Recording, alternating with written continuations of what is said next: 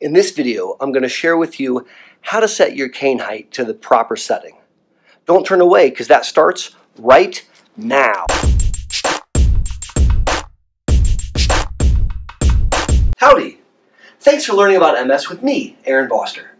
I started this YouTube channel to help my own clinic patients learn between visits, and it's my hope that through these videos I can help you learn too.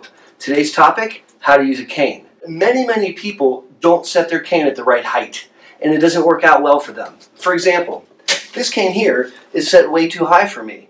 My arm's cocked up, it hurts my shoulder, I don't have good control, and I'm either going to fall or I'm going to damage my shoulder or my arm.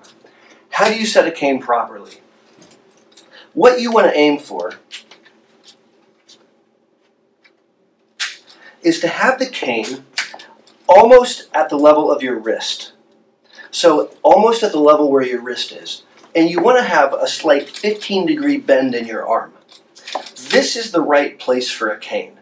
Not way up here, not way down there, but with a slight 15-degree bend in your arm, and that way you're going to be safe when ambulating with an assist device. Thanks for tuning in, and until my next video, take care. If you are impacted by MS and want to up your game, make sure to subscribe to the channel right now. You can do that by clicking my face. Seriously, click my face. Come on, click it.